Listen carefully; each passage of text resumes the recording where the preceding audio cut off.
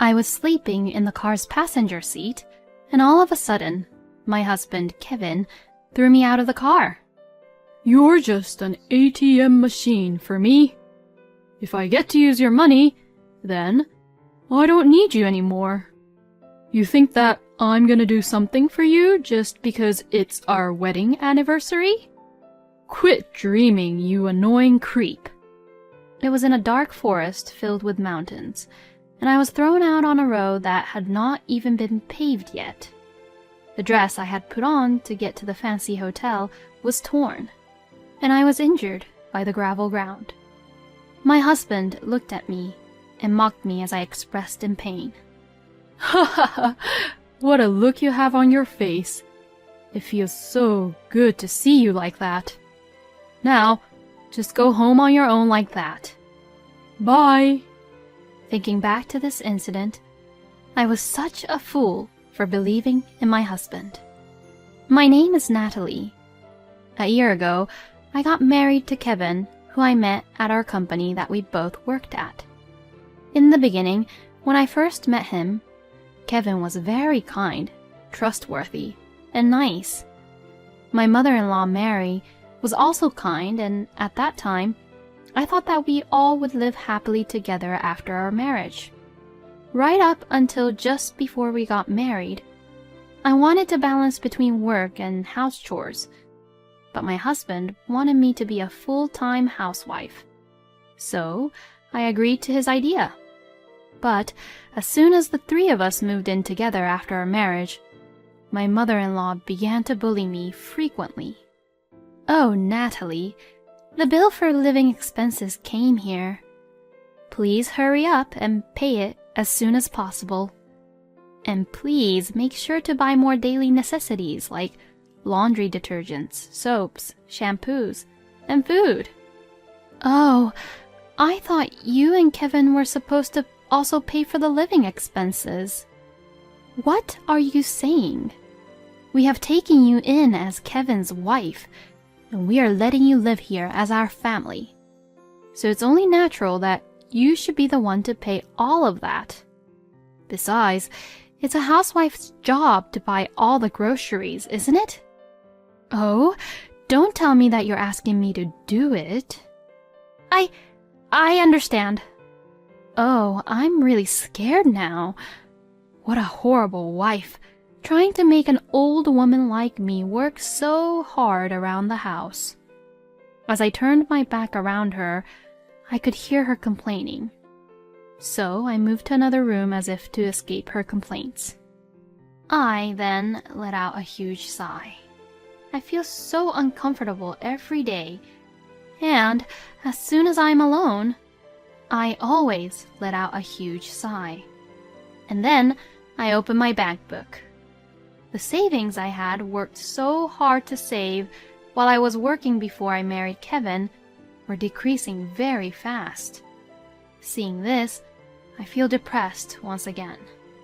Just then, the door to my room opens with a huge bang.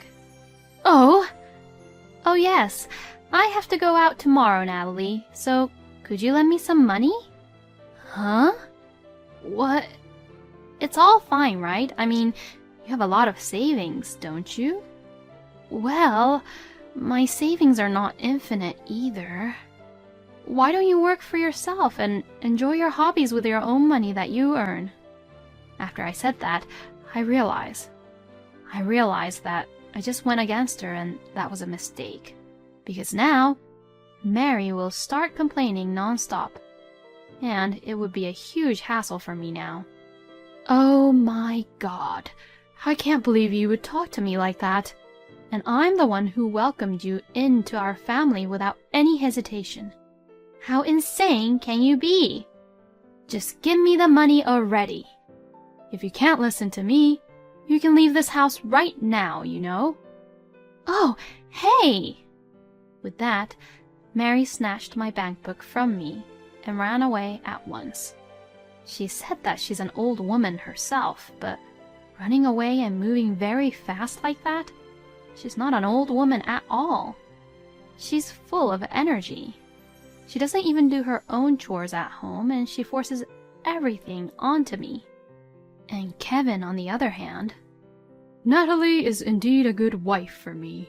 She is a very serious and good housewife who takes care of the house very well.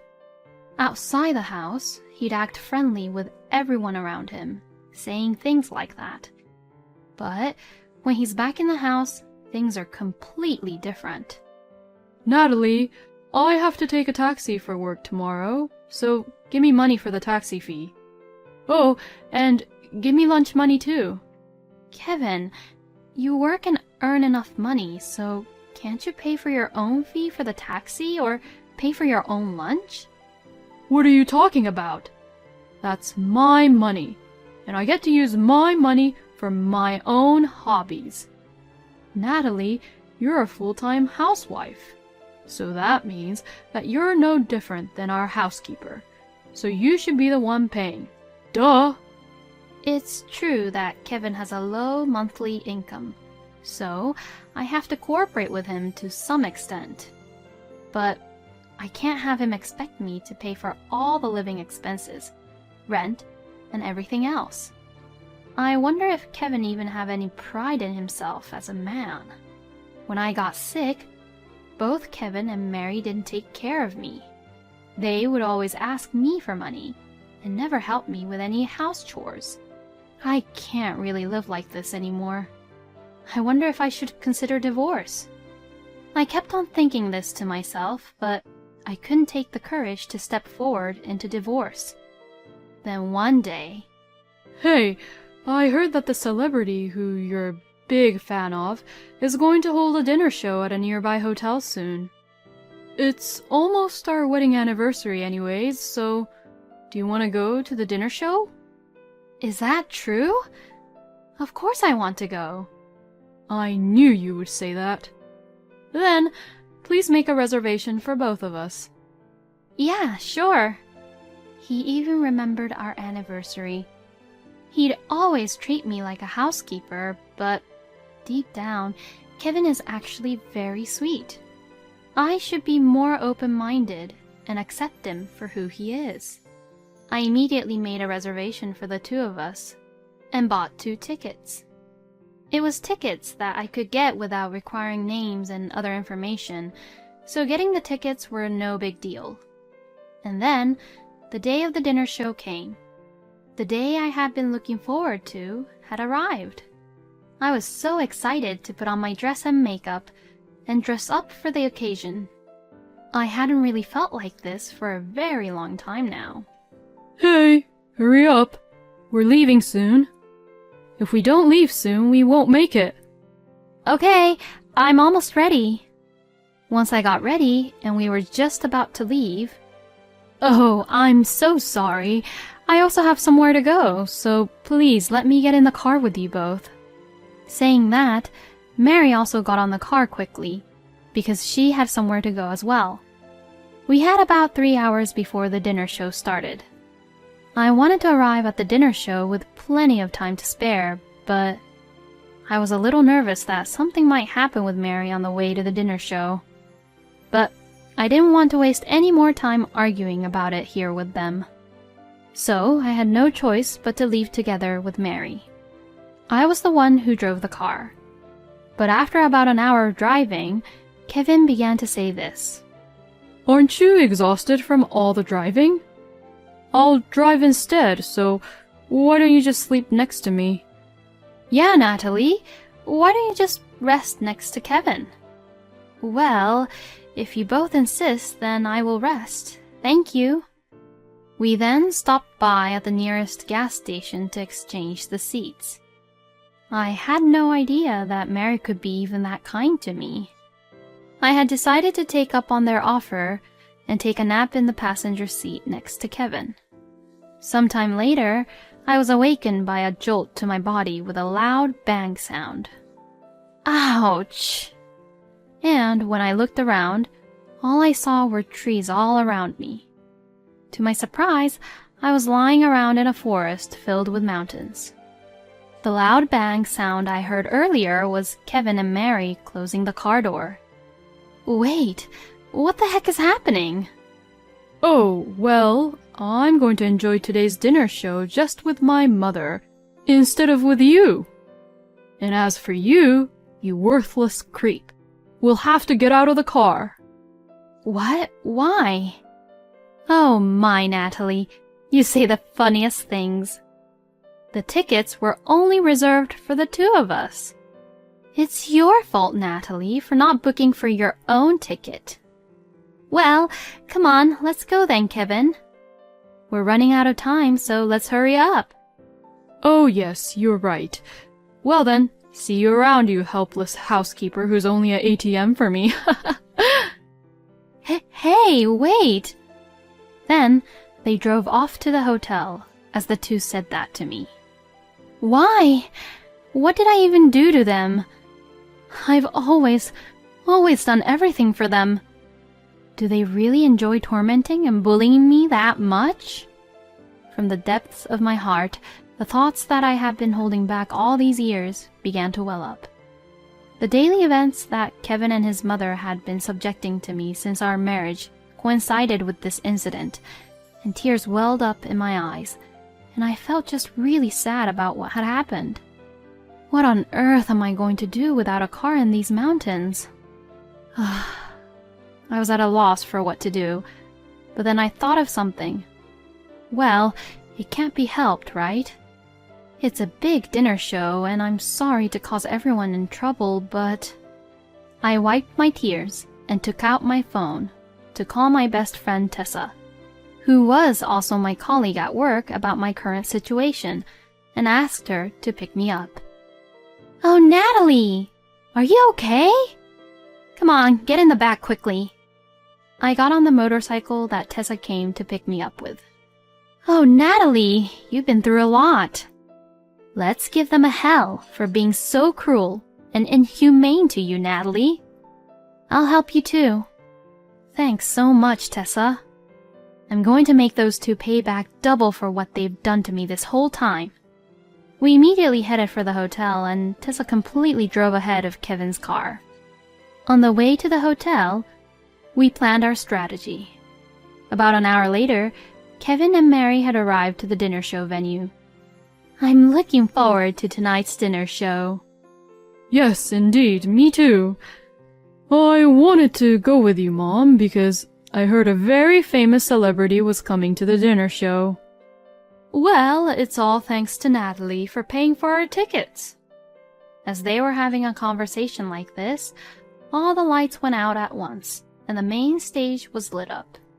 But the person who appeared on stage was not the famous celebrity, and it was Tessa.